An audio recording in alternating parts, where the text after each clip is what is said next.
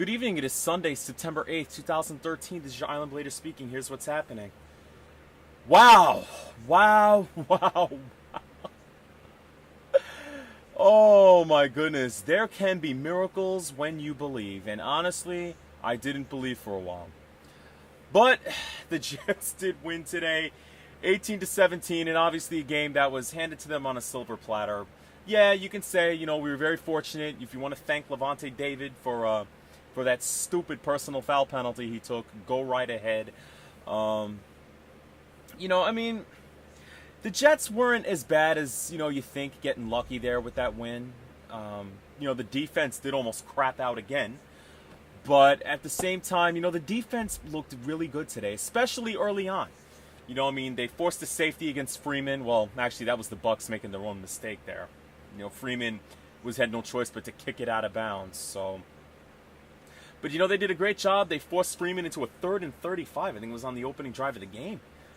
Granted, okay, they was complaining he couldn't hear that headset, but Freeman wasn't exactly, wasn't exactly great, when he was doing, great, Vincent Jackson, who, by the way, shredded the Jets secondary all game long, had a huge play there, especially late in the fourth quarter, which set up the Bucs to, win the game.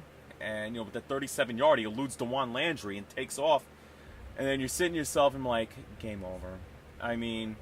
Luckily the Jets had those couple of timeouts, or else Tampa Bay could have ran the clock down and, won the game. And, really, what Levante David did. And I'm looking at him, as the Jets took the lead and the game's over. And I'm looking at Levante. Levante David looked like he was about to cry. I looked at him. I felt bad for him. He's a second-year player, but, talented guy and all. But, you look at the positives for the Jets today. Kellen Winslow had a successful debut with the Jets. He caught Geno Smith's first ever touchdown, first career one, and actually the one he threw today. That was the Jets' only touchdown of the game. So they had that. And of course, Folk's leg. How many times has Nick Folk kicked under pressure and won games? I'm okay with him, but still. And the Bucs have a physical defense, and the Jets overcame it. They really did.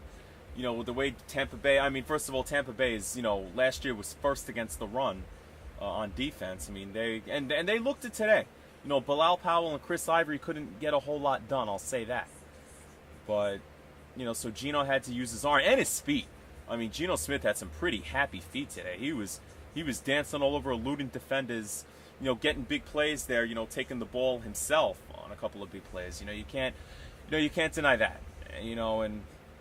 With Sanchez out, you never know. You never know what can happen. A win's a win. Obviously we wouldn't be thinking like this. What would we think if Nick Folk, didn't make the field goal? But, we were fortunate to win. We were fortunate that Geno was in the right position. Barely into Bucs territory. No, he was at the Bucs 46-yard line where Levante David made that mistake. So, we were fortunate to win. We were. Win or lose, you saw some optimism. Geno Smith, It was great to see Revis again. I looked at him and looking at him and said, man, he just doesn't look right there. And he heard it from the crowd too. He made a couple of nice defensive plays there. He yielded only one catch. That was a 13-yard play to Santonio. All else. Really, it was a defensive game. It was ugly. It was ugly on both sides.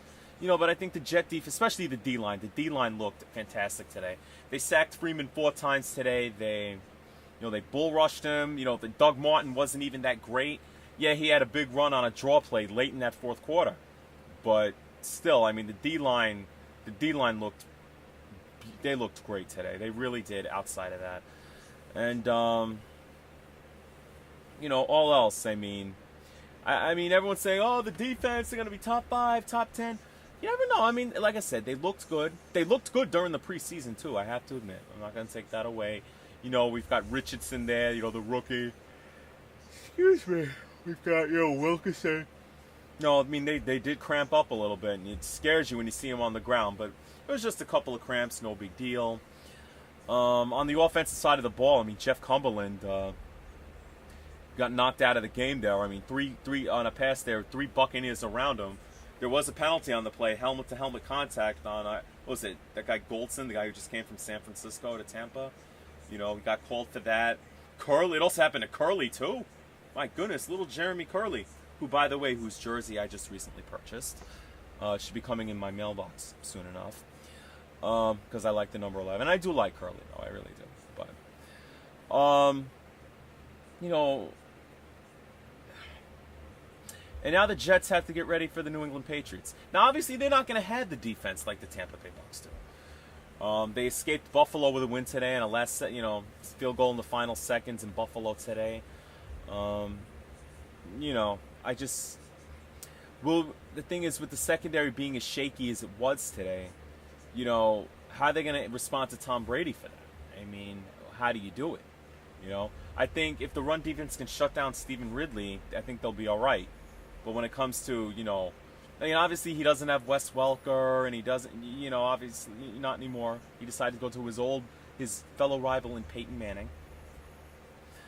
But, like I said, I get excited for Jet Patriot games. I don't expect the best, obviously, for what the Patriots have been. We'll see what happens. Like I said, it wasn't pretty today. None of us are going to think so. None of us are going to get delirious of the fact that somehow, some way we won a game because, we were gifted this football game and everything else. And, Gino, he's the real deal. Like I said, he looked okay today. He did. I'll be fair. He looked okay. So, take it for what it's worth. In the record books, we have a winning record. We're 1-0.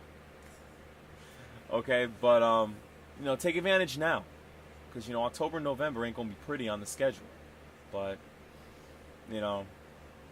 everyone wrote the Jets off to be a 3-4, 6 if they're lucky win team.